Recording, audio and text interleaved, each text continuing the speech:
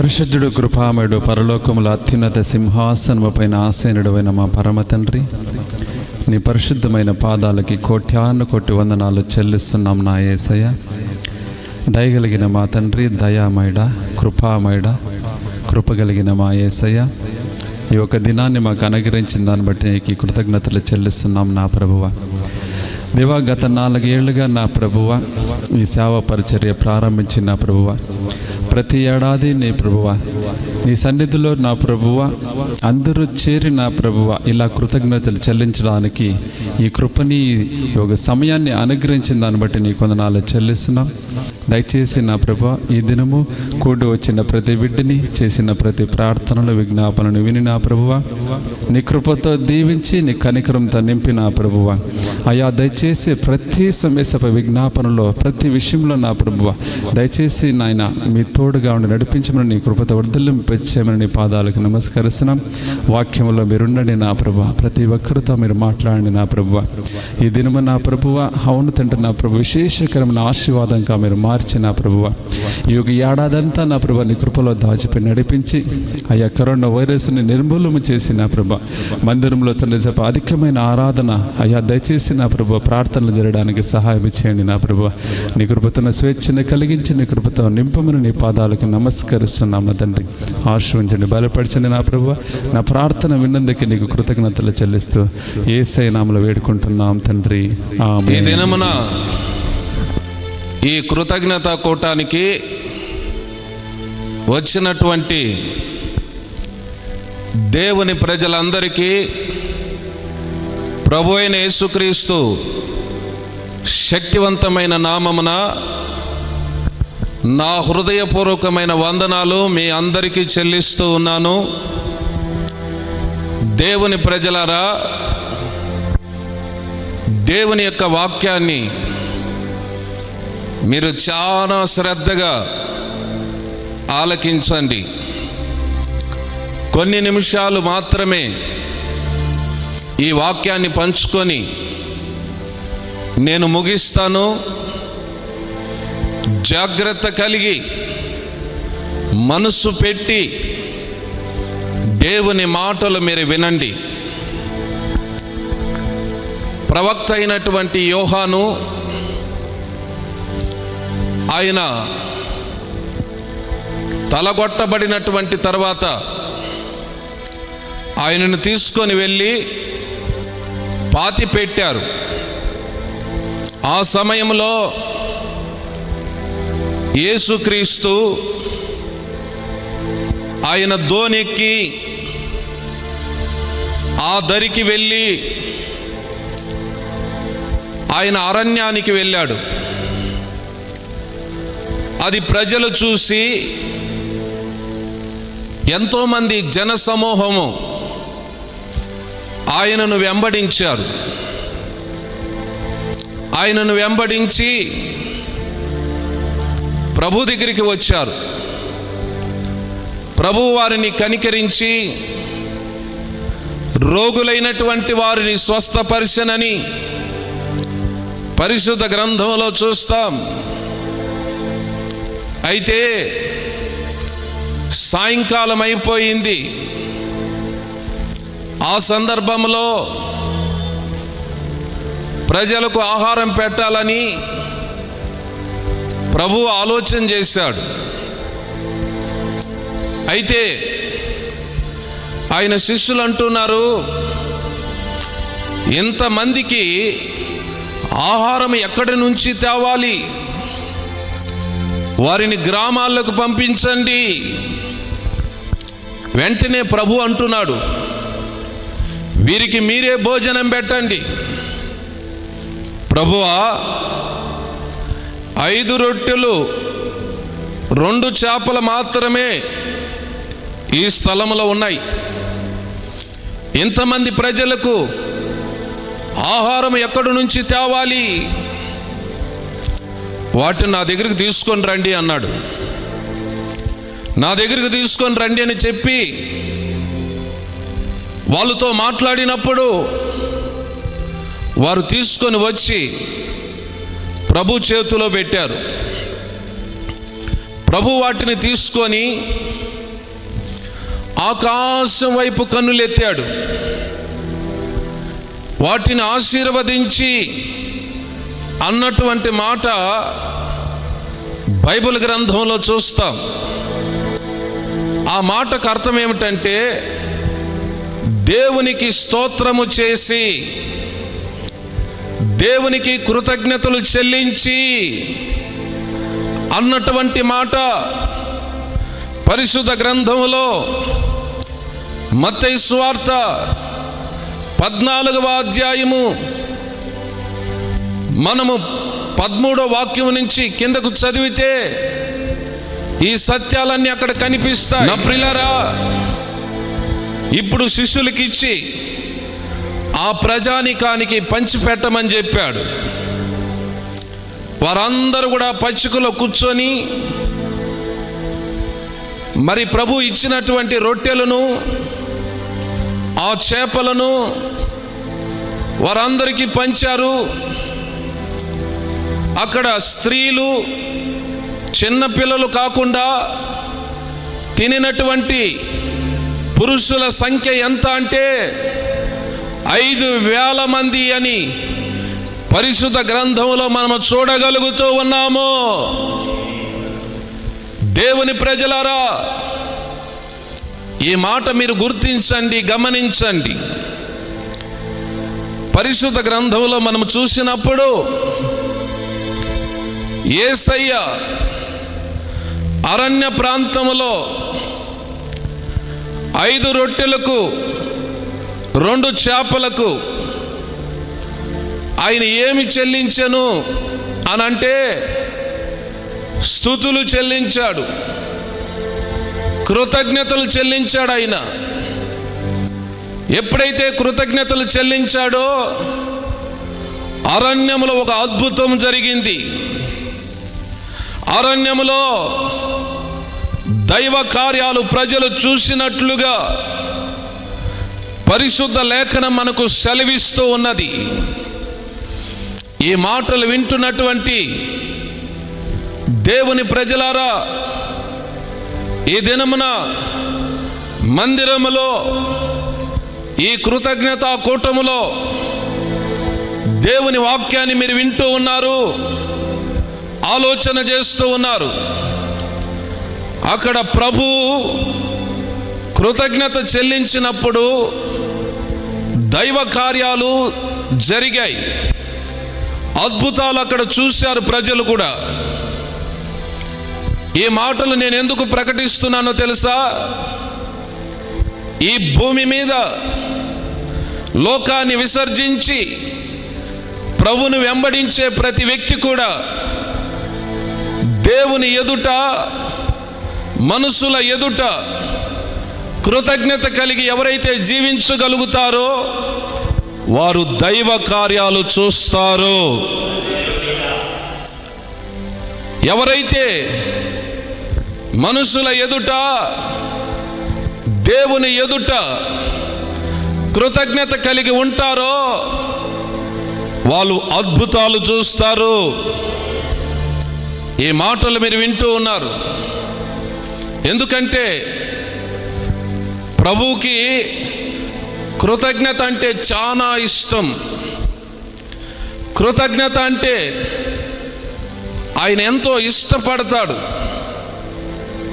కాబట్టి దేవుని ప్రజలలో కృతజ్ఞత భావం ఉండాలి.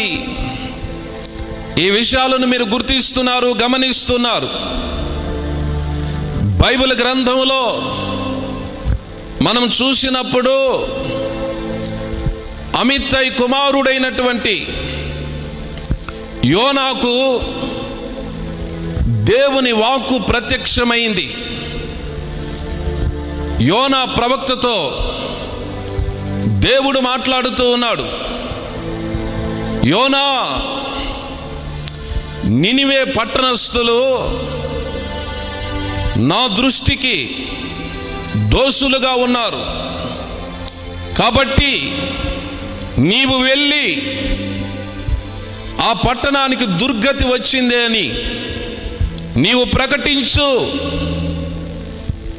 వెంటనే యోనా ఏం చేశాడో తెలుసా? ఎప్పేకు వెళ్ళాడు. ఎప్పేకు వెళ్ళి అక్కడ ఒక ఓడను చూసి ఆ ఓడలో కూర్చున్నాడు.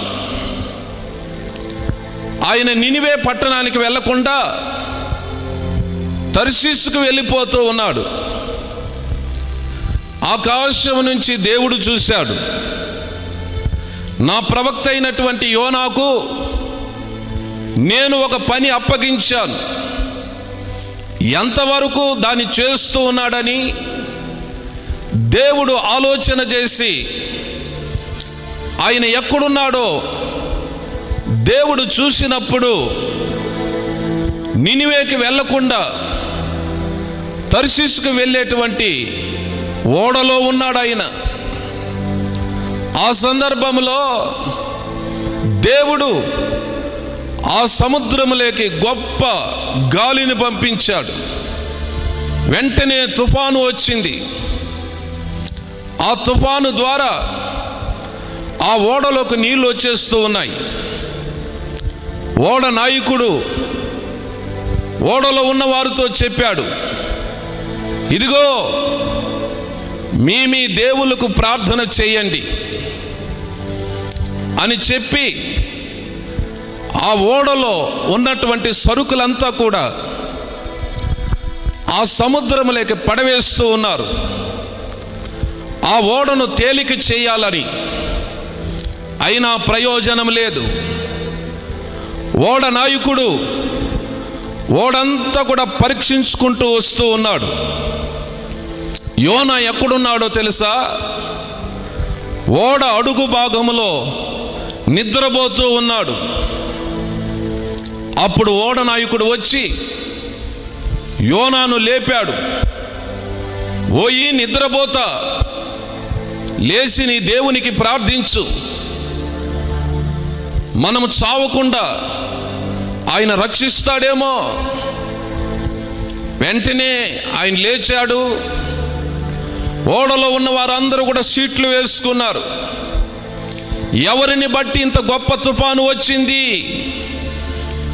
ఎప్పుడైతే ఆ ఓడలో వారు చీట్లు వేసుకున్నారో ఆ చీటి ఎవరి మీదకి వచ్చిందంటే యోనా మీదకి వచ్చింది. వెంటనే ఆయన దగ్గరికి వచ్చి, అయ్యా నువ్వు ఎవరు? ఎక్కడి నుంచి వచ్చావు? నీ దేశం ఏది? నీ వ్యాపారం ఏది? నీ జనమేది? మరి నువ్వు చేస్తున్న కార్యకలాపాలు ఏమిటి?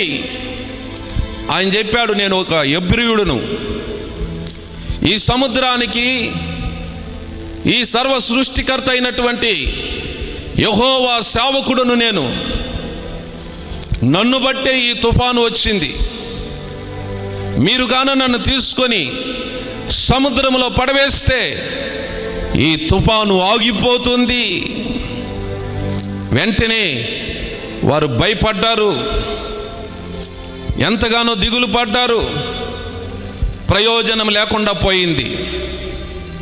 ఎందుకంటే తుఫాను ద్వారా నీళ్ళన్నీ కూడా ఓడలకు వచ్చేస్తూ ఉన్నాయి. మునిగిపోయే పరిస్థితుల్లో వాళ్ళు ఉన్నారు. ఆ సందర్భంలో వారందరూ కూడా దేవునికి ఎంతగానో భయపడ్డారు. ప్రయోజనం లేకుండా పోయింది కనుక యోనాను తీసుకొని వెళ్ళి సముద్రంలో వేసేశారు. ఎప్పుడైతే సముద్రంలో వేసేశారో దేవుడైనటువంటి యెహోవా ఆ సముద్రములో ఉన్నటువంటి ఒక గొప్ప మత్స్యానికి ఆజ్ఞ ఇచ్చాడు. నా ప్రవక్త యోనా నీళ్ళలో పడ్డాడు, నువ్వు మింగు, కానీ అరిగించుకోవద్దు. దేవుని ఆజ్ఞ మేరకు ఆ గొప్ప మత్స్యము అతనిని మింగేసింది. ఈ రీతిగా మింగి అది ఎక్కడికి వెళ్ళిపోయిందో తెలుసా? సముద్ర అగాధములకు వెళ్ళిపోయింది. అక్కడి నుంచి యోనా ప్రార్థన చేయటం ప్రారంభించాడు. ఆయన ప్రార్థించినప్పుడు 3 రాత్రులు పగళ్ళు కూడా ఆ చేప కడుపులో ఉన్నాడు. ఎన్నో విధాలుగా ప్రార్థించాడు. చివరికి ఆయన ప్రార్థనలో ఏమని మాట్లాడుతున్నాడంటే, అయ్యా నేను నీకు కృతజ్ఞతలు చెల్లిస్తా, అంటే నేను నీకు కృతజ్ఞతగా జీవిస్తా, మ్రొక్కుబళ్ళు చెల్లిస్తా, దహన బలులు అర్పిస్తా, నువ్వు రక్షించేవాడు కదా అని ప్రార్థన చేసినప్పుడు యోనా గ్రంథం 2వ అధ్యాయము 9-10లో చూస్తే, ఎప్పుడైతే యోనా నేను కృతజ్ఞత కలిగి జీవిస్తానని దేవునికి ప్రార్థించగలిగాడో, ఆ ప్రార్థన దేవుడు ఆలకించి వెంటనే గొప్ప మత్స్యానికి ఆజ్ఞ ఇచ్చాడు, ఇదిగో అతని భూమి మీద కక్కేసేయి. ఆ చేప కడుపులో నుంచి బయట వచ్చేసాడు. నా ప్రియమైనటువంటి దేవుని ప్రజలారా, దేవుని యొక్క ఎదుట యోనా చేసినటువంటి ప్రార్థన ఏమిటో తెలుసా? నేను నీకు కృతజ్ఞతగా ఉంటాను, నా మ్రొక్కుబళ్ళు చెల్లిస్తాను, దహన బలులు చెల్లిస్తాను, నీవే కదా రక్షించేవాడు అని కృతజ్ఞత భావాన్ని గురించి ఆయన ఎప్పుడైతే దేవునితో మాట్లాడాడో, యోనా జీవితంలో అద్భుతమైన కార్యము జరిగింది. ఆ మత్స్యపు కడుపులో నుంచి దేవుడు ఆజ్ఞ ఇచ్చినప్పుడు అది బయట కక్కివేసింది అని పరిశుద్ధ గ్రంథంలో మనం చూస్తూ ఉన్నాం. ఎంత అద్భుతము, ఎంత ఆశ్చర్య కార్యము, ఎంత మహత్తరమైనటువంటి కార్యము, ఎంత అమోఘమైనటువంటి కార్యము, ఎంత ఊహించలేని ఉన్నతమైన కార్యమో ఈ మాటలు ఆలకిస్తుండగా మీరు గుర్తించండి, గమనించండి. యోనా 3 రాత్రులు పగళ్ళు చేప కడుపులో ఉండినా నేను కృతజ్ఞత కలిగి బ్రతుకుతానని దేవుని దగ్గర తీసుకున్న తీర్మానాన్ని బట్టి దేవుడు ఆ సముద్ర అగాధములో నుంచి మళ్ళీ ఈ భౌతిక ప్రపంచాన్ని చూడటానికి, సజీవుడుగా ఆయన భూమి మీద బ్రతకటానికి ఆ చేప కడుపులో నుంచి బయటకు వచ్చాడు. ఎంత అద్భుత కార్యము, ఎంత అమోఘమైన కార్యమో ఒకసారి ఆలోచన చేయండి. దేవుని ప్రజలారా, ఈ మాటలు మీరు వింటూ ఉన్నారు. గత మార్చి నెల 22వ తారీఖు నుంచి సెప్టెంబర్ వరకు కూడా మన దేశంలో లాక్డౌన్ ప్రకటించారు. ప్రజలు ఇండ్లలోనే ఉన్నారు. కరోనా వైరస్ వచ్చిందని ప్రపంచంలో ఎక్కడ చూసినా అధికారులు, పాలకులు, రాజులు చనిపోతూ ఉన్నారు. అలాంటి మరణ భయాలలో మనమున్నాం. ఉన్నటువంటి ప్రతి భక్తులు, ప్రతి క్రైస్తవుడు కూడా వారి కుటుంబాలలోనే దేవునికి ప్రార్థించారు. నాకు తెలిసినంత వరకు ఈ సంఘములో కూడా ఎంతోమంది కన్నీరు కార్చి మమ్మలను ప్రాణాలతో పెడితే నీకు కృతజ్ఞతగా బ్రతుకుతాం, నీ కొరకు బ్రతుకుతామని ప్రార్థించినటువంటి బిడ్డలు ఈ స్థలములో ఉన్నారు. కాబట్టి గమనించండి ప్రియులారా, యోనా కూడా అదే ప్రార్థన చేశాడు. యోనాకు అద్భుతం జరిగింది. మన జీవితాల్లో కూడా కృతజ్ఞత కలిగి జీవిస్తానని ఏ ప్రార్థన అయితే మనం చేశామో, ఆశ్చర్యకరంగా ఈ ప్రాంతానికి కరోనా వైరస్ ప్రాబ్లం రాకుండా అందరినీ కూడా దేవుడు సజీవ లెక్కలో ఉంచాడు. ఉంచినటువంటి దేవుని ఎదుట మనం ఎంతో కృతజ్ఞతగా బ్రతకాలి. యోనాకు మళ్ళీ దేవుడు చెప్పాడు, నినివే పట్టణానికి వెళ్ళి దానికి దుర్గతి వచ్చిందని ప్రకటించని. కృతజ్ఞతగా ఆయన నేరుగా వెళ్ళి ప్రకటించినట్లుగా పరిశుద్ధ గ్రంథంలో మనము చూడగలుగుతూ ఉన్నాం. దేవుని ప్రజలారా, కృతజ్ఞత అంటే దేవునికి ఎంతో విలువైనది, ఇష్టమైనది, శ్రేష్టమైనది. ఆ రీతిగా బ్రతికే వారి జీవితంలో దేవుని కార్యాలు జరుగుతాయి, దేవుని అద్భుతాలు జరుగుతాయి, మహత్తరమైన కార్యాలు కనులారా చూడటానికి అవకాశం ఉంటుంది. ఈ సత్యాన్ని గుర్తెరగండి, గమనించండి. పరిశుద్ధ గ్రంథంలో మరొక సంభవాన్ని మీకు నేను తెలియపరుస్తాను.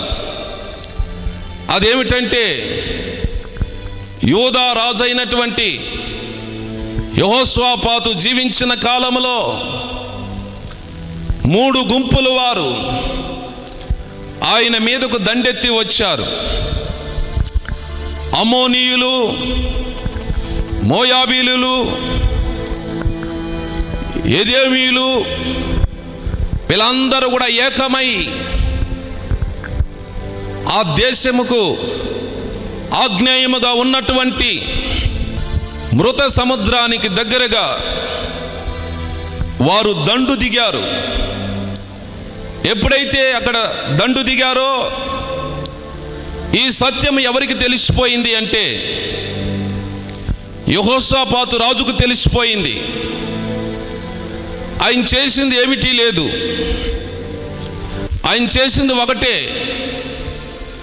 యూదా దేశమంతటా కూడా ఉపవాస దినాన్ని ప్రకటించాడు. అందరిని కూడా రమ్మని చెప్పాడు.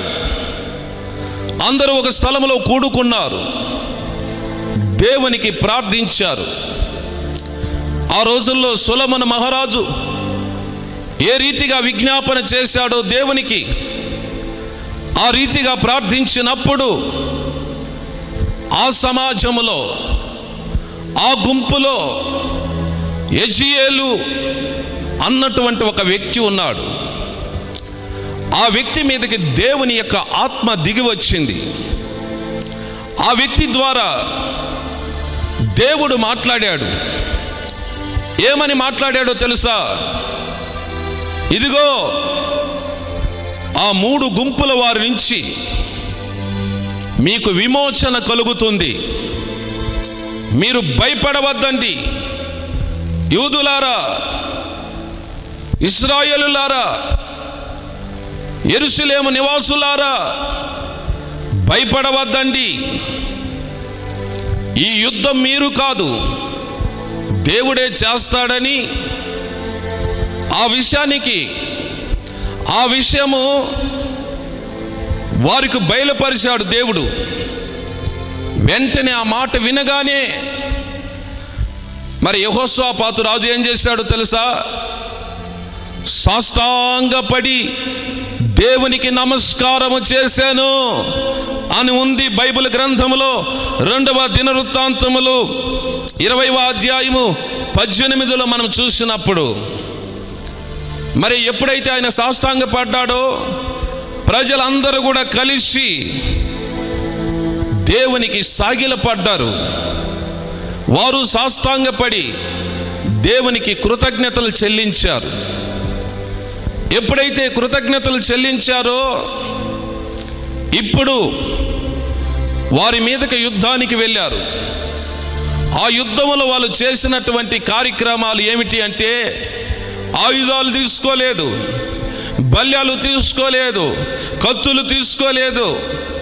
వారు నేరుగా యుద్ధానికి ఎలాగ వెళ్ళారో తెలుసా? పరిశుద్ధతను ధరించుకున్నారు, పరిశుద్ధ అలంకారాలు ధరించుకొని, బోరలు ఊదేవాళ్ళు, పాటలు పాడేటువంటి వారు, దేవుని స్తుతిస్తూ పాటలు పాడుతూ వాళ్ళు వెళుతూ ఉన్నారంతే. దేవుడే మాటుగాండ్రును పెట్టి శత్రువులు వాళ్ళంతకు వాళ్ళే చనిపోయేటట్లుగా దేవుడు చేశాడు. అయితే వారందరూ కూడా వెళ్ళి చూసినప్పుడు శవాలు గుట్టలుగా పడి ఉన్నాయి. అయితే దేవుని ప్రజలు వెళ్ళి వాళ్ళ దగ్గర ఉన్నటువంటి కొల్ల సొమ్మును అంతటిని కూడా తీసుకున్నారు. 3 రోజులు పట్టింది ఆ సొమ్ము తీసుకోవటానికి. 4వ రోజున వాళ్ళు ఏం చేసినట్టుంది అంటే, బైబిల్లో 2వ దినవృత్తాంతపు గ్రంథము 20వ అధ్యాయము 26వ వాక్యాన్ని చదివినట్లయితే అక్కడ రాయబడినటువంటి మాట ఏమిటో తెలుసా? ఆ 4వ దినమున బెరాకా లోయలకు వెళ్ళి దేవునికి కృతజ్ఞతలు చెల్లించిరి అన్నటువంటి మాట స్థలంలో మనం చూస్తాం. బెరాకా లోయ, బెరాక్ అనగా స్తుతి, దేవుని ఆశీర్వాదం. దేవునికి స్తుతులు చెల్లించారు. ఎందుకంటే మమ్మల్ని దేవుడు ఏం చేశాడు? ఆశీర్వదించాడని. నా ప్రియులారా, ముందుగానే వారు సాగిలపడి నమస్కారం చేశారు, సాష్టాంగ పడిపోయారు. అంటే దేవునికి కృతజ్ఞతలు చెల్లించారు. వారు జీవితంలో విజయాన్ని కన్నులారా చూశారు. ఏ మాటలు మీరు వింటూ ఉన్నారు? ఎవరి జీవితంలో శత్రువుల సమస్యలో ఉన్నారా? ఆర్థిక ఇబ్బందులలో ఉన్నారా? భయంకరమైన సమస్యల గుండా లోకంలో మీరు ప్రయాణం చేస్తూ ఉన్నారా? మీ జీవితంలో ఒక విజయాన్ని మీరు కన్నులారా చూడాలి అంటే దేవునికి కృతజ్ఞతగా బ్రతకటానికి ఒక తీర్మానం తీసుకోగలిగితే ఖచ్చితంగా మీరు దేవుని కార్యాలు చూస్తారు.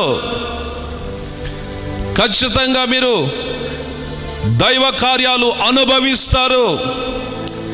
ఈ సత్యాన్ని గుర్తెరగండి, గమనించండి. నా ప్రియమైనటువంటి దేవుని ప్రజలారా, వాళ్ళు ఎప్పుడైతే దేవునికి కృతజ్ఞత స్తుతులు చెల్లించారో యుద్ధములో విజయం ఇచ్చాడు. విజయం ఇచ్చిన తర్వాత కూడా మౌనంగా ఉండలేదు. మళ్ళీ దేవునికి ఏం చెల్లించారు అంటే కృతజ్ఞతాస్తుతులు చెల్లించారు. ఈరోజున ఈ మాటలు మీరు వింటూ ఉన్నారు. ఎంతమంది దేవునికి కృతజ్ఞత కలిగి ఉన్నారో, ఎంతమంది నిత్యము నిరంతరము దేవునికి కృతజ్ఞతాస్తుతులు చెల్లిస్తూ ఉన్నారు?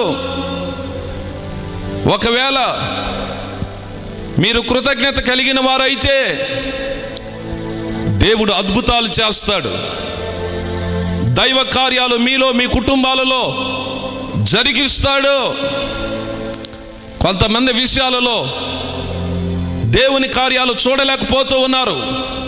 కారణం ఏమిటంటే ఎప్పుడో ఒక రోజు మందిరానికి రావటం, మందిరం అన్నటువంటి ఆలోచనే లేదు, దేవుడు అన్నటువంటి ఆలోచనే లేదు. నెలకొకసారి వచ్చి ఆ రొట్టె ద్రాక్ష రసం తీసుకుంటే నీవు కృతజ్ఞత కలిగినటువంటి వాడు కాదు. మందిరానికి వచ్చి ఏదో కానుకిస్తే కృతజ్ఞత కలిగినటువంటి వాడు కాదు. జీవిత కాలమంతా కూడా దేవునికి కృతజ్ఞత కలిగినటువంటి బిడ్డలుగా ఉండాలి. పరిశుద్ధ గ్రంథంలో కాన మనం చూసినప్పుడు యేసుక్రీస్తు సశరీరుడుగా ఈ లోకంలో ఉన్నప్పుడు ఆయన యెరూషలేముకు బయలుదేరి ఆ గలిలయ, సమరయ ప్రాంతాల గుండా ఆ గ్రామాల్లో సంచరిస్తూ వెళుతూ ఉన్నాడు. ఒక గ్రామానికి వచ్చాడు. ఆ గ్రామంలో 10 మంది కుష్ఠరోగులు వచ్చారు. 10 మంది కుష్ఠరోగులు వచ్చి, అయ్యా మమ్మల్ని శుద్ధినిగా చేయి, మాకు శుద్ధత అని ప్రభుకు మొరపెట్టారు. ప్రభు ఏం చెప్పాడో తెలుసా? మీరు వెళ్ళండి, యాజకునికి కనుపరుచుకోండి అని చెప్పినప్పుడు వారు వెళుతూ ఉన్నారు. ఆ కుష్ఠరోగం పోయి వారికి శుద్ధత కలిగెను అని ఉంది పరిశుద్ధ గ్రంథంలో. ఎప్పుడైతే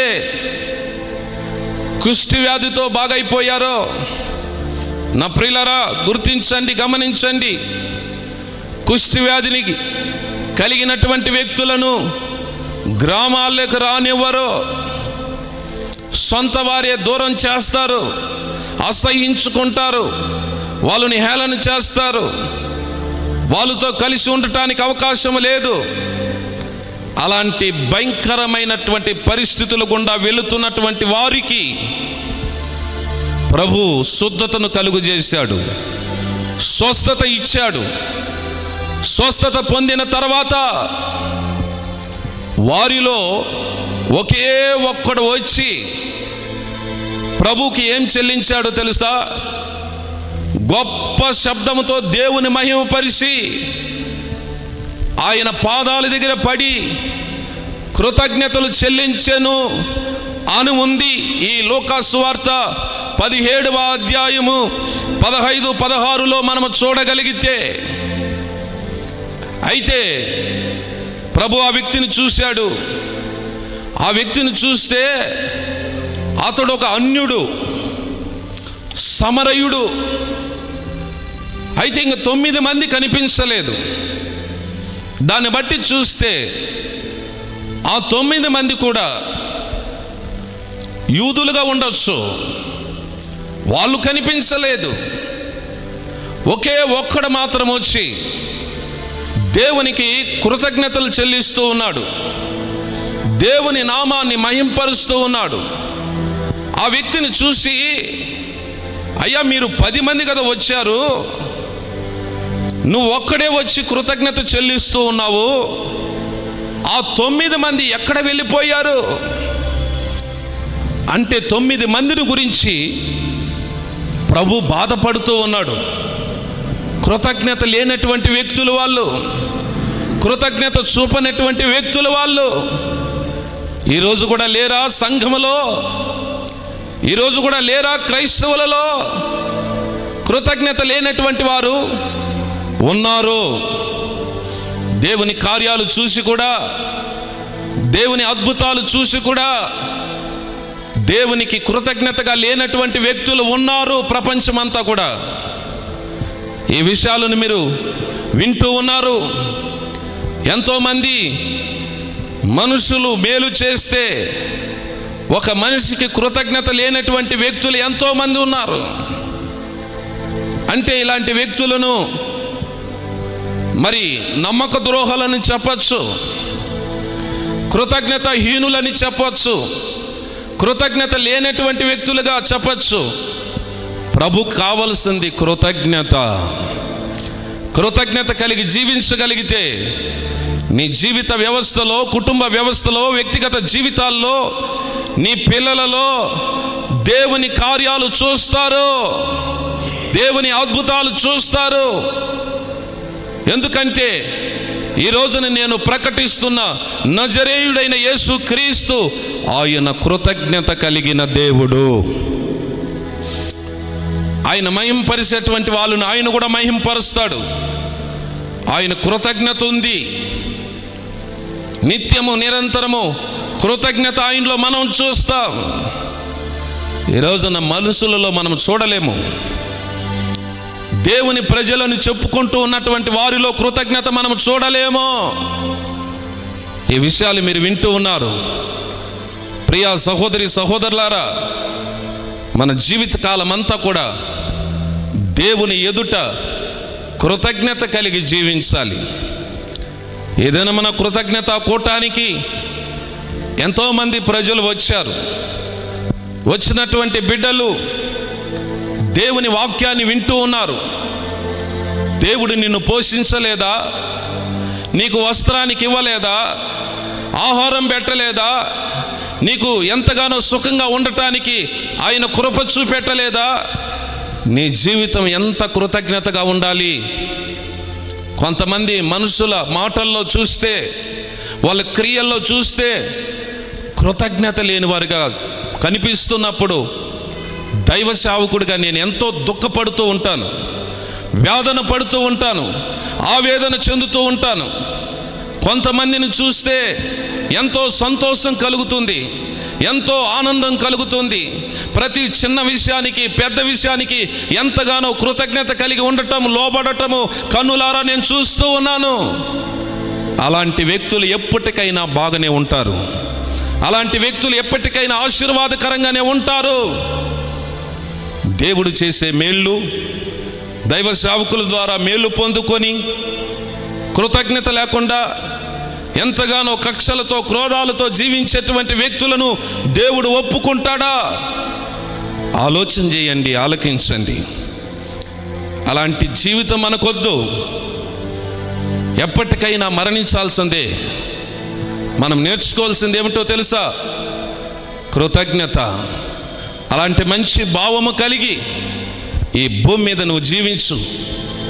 ఈ భూమి మీద ఉన్నంత వరకు దేవుని కార్యాలు చూస్తావు, అద్భుతాలు చూస్తావు, తనువు సాలించిన దేవుని రాజ్యానికి వెళ్తావు. కాబట్టి ప్రతి వ్యక్తి కూడా ఒక మంచి కృతజ్ఞత, నోటిలో కూడా మంచి మాటలు, ఒక తగ్గింపు, ఒక యోగ్యత నీవు నేర్చుకో. దేవుడు నిన్ను చూస్తూ ఉన్నాడు, గుర్తిస్తున్నాడు, గమనిస్తూ ఉన్నాడు. కాబట్టి మాటలు వింటున్నటువంటి మీ అందరి జీవితాలలో కూడా దేవుడు కోరుకున్నటువంటి జీవితాన్ని జీవించటానికి ప్రయత్నం చేయాలి. కాబట్టి ప్రియులారా, ఏదో వచ్చామా వెళ్ళిపోయామా కాకుండా ఈ వాక్యానికి న్యాయం చేయటానికి ప్రయత్నించండి. కృతజ్ఞత లేకపోతే ఇప్పుడే దేవుని యొక్క సన్నిధిలో మోకరించి, ప్రభువా, నా జీవితకాలమంతా మనుషుల ఎదుట, నీ ఎదుట కృతజ్ఞత కలిగి నేను జీవిస్తా. ఆ కృతజ్ఞత భావాన్ని నాకు కలుగు చేయండి స్వామి అని దేవుని సన్నిధిలో ప్రార్థన చేసుకుందాం. అందరూ తలలు వంచి ప్రార్థనలో కొన్ని నిమిషాలు ఉందాం. ప్రార్థన, దయచేసి అందరూ కూడా ప్రార్థన చేసుకుందాం. పెదవులు తెరిచి దేవుని సన్నిధిలో ప్రార్థిద్దాం. మహాపరిశుద్ధుడు అయిన మా ప్రియ పరలోకపు తండ్రి, ఈ మాటలు వింటున్నటువంటి దేవుని ప్రజలతో మీరు మాట్లాడారు. ఈ రోజుల్లో చాలా మందిలో కృతజ్ఞత లేదు యేసయ్యా. ఆ రోజున కుష్టు వ్యాధితో వచ్చారు, శుద్ధత పొందారు. ఒకే మనిషిలో కృతజ్ఞత మీరు చూశారు. 9 మందిలో కృతజ్ఞత లేదు. అలాంటి పరిస్థితిలోనే ఈ రోజుల్లో కూడా జీవిస్తూ ఉన్నారు. యేసయ్యా, ఈ మాటలు వింటున్నటువంటి బిడ్డలందరినీ మీరు దర్శించండి స్వామి, మీరు ముట్టండి ప్రభువా. ఈ రోజు నుంచైనా మారు మనసు పొందుకొని కృతజ్ఞతా భావం కలిగి జీవించటానికి మీరు సహాయము చేయండి ప్రభువా. తండ్రి, మీరే కృప చూపెట్టండి, ఆశీర్వదించండి. మార్చుకున్న ప్రతి బిడ్డ జీవితంలో ఈనాటి నుంచినే దైవ కార్యాలు యేసు నామములో చూడని ప్రభువా. దేవుని అద్భుతాలు ఈనాటి నుంచి యేసు నామములో చూడని తండ్రి. ఇటువంటి కార్యాలు మీరు జరిగించండి, మీరు మహిమ పొందండి. సమస్త స్తుతి ఘనతలు మీకే చెల్లిస్తున్నాను. ఈ వాక్యానికి నీరు కట్టి ఫలింప చేయండి. యేసయ్య ఘననామములో దీన మనసుతో ప్రార్థించి వేడుకుంటున్నాను పరలోకపు తండ్రి, ఆమేన్. దేవుడు మిమ్మల్ని దీవించునుగాక. మరొకసారి దేవుని ప్రజలుగా కూడి వచ్చినటువంటి దైవ సేవకులకు, విశ్వాసులకు, ప్రతి వారికి నా హృదయపూర్వకమైన కృతజ్ఞతలు చెల్లిస్తూ ఉన్నాను.